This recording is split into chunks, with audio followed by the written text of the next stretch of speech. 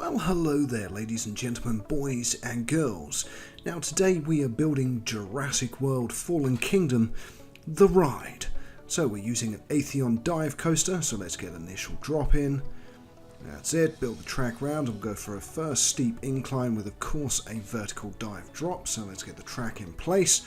Here we go, there's the top, and give that a drop down at 45 meter height. That's quite a high track. And vertical section. And then, of course, begin to level it out. A little bit too much leveling out there. There we go.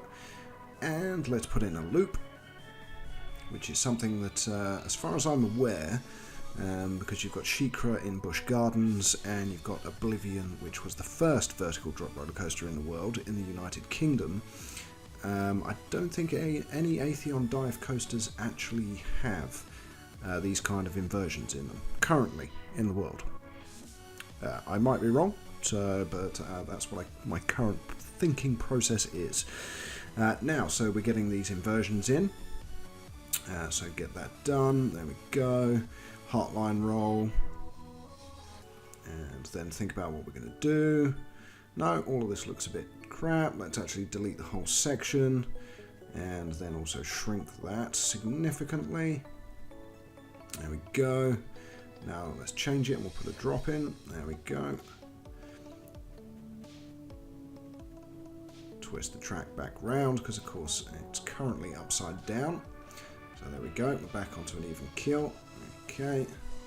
Let's put that switch back. There we go. And then go through the loop, which I think is quite cool. And then go for a heartline roll. No, not that. I'm not going to have enough speed to pull off that kind of manoeuvre. Well, that was my logic that I was using. So keep going until we've got a whole track in place, which we're nearly there. Let's do a dropped roll. There we go. A bit of a helix down. It's back towards the station. Now we need to be at 9 meters in height because that's where the station is. So there's autocomplete. That gives me an idea of what I want to do. Let's test it, see if it works. Nope, it doesn't. Okay, so the car stopped there, so we now need to reconfigure slightly. So let's drop this down and extend it out. Make sure the track is still fairly smooth, of course, because doing this can twist the track unrealistically. There we go, we're all the way around and back to the station.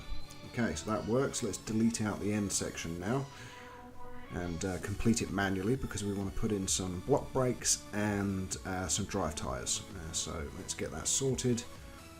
Okay, so there we go, nice and straight, block brakes, and then change that to drive tyres, and then finish off the ride. There we go, test again. Let's get some figures. Okay, so we're orange there for fear, green for vomit, and not particularly great for happiness.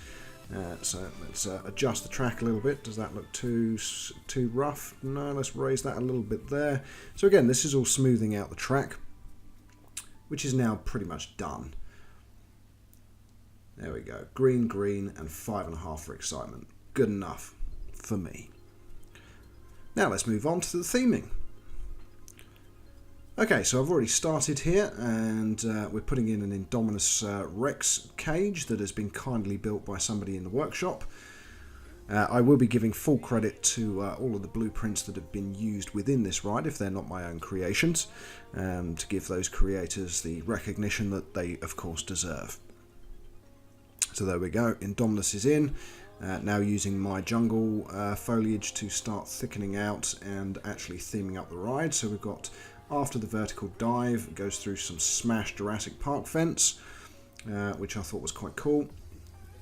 And there's a raptor pen, and let's get some more vegetation in. And of course, at the moment, currently, I'm sitting at about 17,500 pieces for this ride. You'll see a lot of that in part 2 when we go on to the deeper theming. This is just the initial start theming, so let's move these trees out of the way because they're actually over the track. It would let you, of course, but your guests would be going through their imaginary trees, smashing their faces off, which you never want to see. Clipping is always a bad thing, especially when you've disabled scenery collision. It means that you could put the scenery straight through the ride and it would still work, but it's not going to look fantastic. Now, this idea here is we're going to have a gate, so you go through the entrance gate to Jurassic World as you go to start the ride, and as you finish the ride you go back through a security gate. So you've gone into and out of the park, nice and safe. Those gates can slam shut if any dinosaurs are going to be chasing after the ride. That's the illusion it's creating anyway. So now we're going to need to adjust the terrain, because obviously this gate is going to look a bit stupid if it's floating in the air. So various fiddles around with the scenery here to get it all level and even. So it actually looked okay. Again, there we go, there's some smoothing. And again, over there. And of course you've still got parts of the gate there floating in the air. So what I'm going to do is I put some wall sections in of rough concrete and smooth concrete to give the gate a floor and to make it look a bit better. But here you go, so some more scenery going in. But for this video we're kind of running out of time for part one. But you're getting the idea that this ride, once finished, will be Jurassic World Fallen Kingdom, the ride. I hope you've enjoyed seeing what I've done so far. So putting some vegetation on the side of the gate there as well. And this is why there is so many pieces, because each time I drop in one of these, there's obviously a lot of pieces in each one for the jungle theming. So here we go, this is where we put in the smooth concrete floor, just to make it look a bit better. So there we go, that's about right, and off we go. Get that in, that's it.